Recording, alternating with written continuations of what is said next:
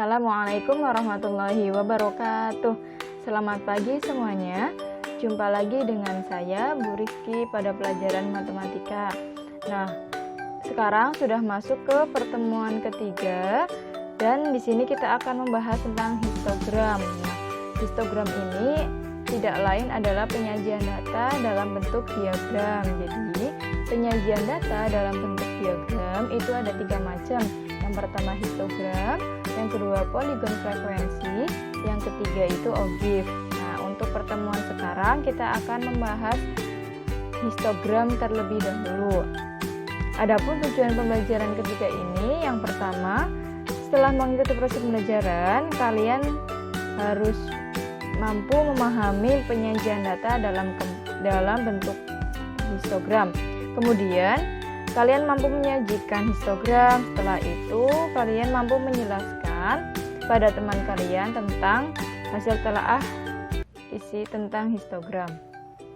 Baik, kita langsung saja ke definisi histogram.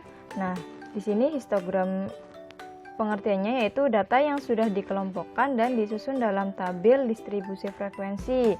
Jadi awalnya itu untuk membuat histogram kalian harus sudah paham cara pembuatan tabel distribusi frekuensi. Nah, di sini histogram ada pengertian lain yaitu grafik yang terdiri dari segi 4 yang beralaskan sumbu mendatar dengan sisi-sisi yang berdekatan saling berimpit. Nah, sebagai contoh ada contoh dari tabel distribusi frekuensi kemudian dijadikan dalam bentuk histogram. Jadi sebelum kalian membuat histogram, harus membuat dulu tabel distribusi frekuensinya. Nah, ini langkah-langkah pembuatan histogram ada 5 langkah. Yang pertama, menyajikan data acak dalam tabel data kelompok. Kedua, menentukan batas bawah dan batas atas setiap kelasnya. Ketiga, membuat bidang tempat menyajikan data dalam bentuk histogram. Keempat, memasangkan data yang sesuai dengan nilai frekuensi untuk setiap kelas. Kelima, proses penyajian data kelompok bentuk histogram sudah selesai. Nah, ini ada contohnya. Di sini ada data acak. Data acaknya itu masih dalam bentuk data mentahnya ya. Diberikan data nilai matematika dari satu kelas dengan jumlah siswa dalam kelas tersebut. Itu ada 40 siswa. Nah, ini ada nilai dari 40 siswa tersebut. Cara pengerjaannya, yang pertama kalian rubah dulu dalam bentuk tabel distribusi frekuensi. Untuk langkah-langkahnya kita sudah belajar pada pertemuan kedua. Kalau belum hafal, kalian bisa buka lagi materi yang pada pertemuan kedua ya. Jadi langkah pertama intinya kalian rubah dulu data mentahnya ke dalam bentuk tabel distribusi frekuensi. Nah, kalau sudah nih kalian akan menghasilkan tabel seperti ini. Ada rentang kelasnya berapa aja, ada kelasnya berapa aja ya. Di sini ada 6 kelas dari kelas 71 sampai 7185 sampai kelas 96 sampai 100 ya.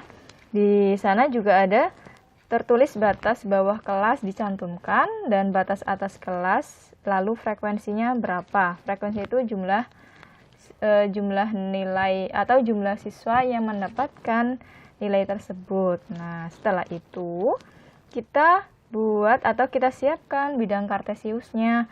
Kalian perlu perhatikan di sini yang sumbu X itu kan sebagai nilai. Nah, kenapa itu dimulainya dari 70,5? Karena batas bawah kelasnya itu 70,5. Selanjutnya, kenapa sih langsung 75,5 nggak 71? Karena di sini 75,5 itu sebagai batas atas kelas pertama ya. Kalian coba tengok tabelnya kembali. 75,5 itu sebagai batas atas kelas. Nah, sedangkan sumbu Y-nya atau sumbu yang ke atas itu kita untuk menempatkan frekuensinya. Nah, frekuensinya itu dimulai dari angka 1. Nah, di sini kan kalau dilihat tabel kembali, frekuensinya itu tidak lebih dari 13. Makanya kita hanya membutuhkan angka 1 sampai 13 saja gitu. Nah, selanjutnya baru kita pasangkan yang sesuai antara data nilai batas atas setiap kelas dan frekuensinya. Frekuensi kurang dari ya. Nah, di sini 70,5 ya sudah dipasangkan dengan 2. Oke ya. Dan seterusnya. Kalian bisa lihat pada contoh pada gambar berikut ya. Itu 70,5 dipasangkan dengan 2, 75,5 dipasangkan dengan 2 juga ya. Itu dan seterusnya. Begitu untuk materi tentang histogram. Barangkali ada yang belum paham bisa japri saja ke nomor WhatsApp-nya Ibu.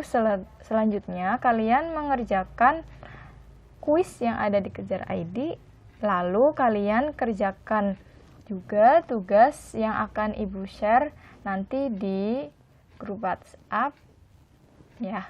Begitu aja, kurang lebihnya mohon maaf. Assalamualaikum warahmatullahi wabarakatuh.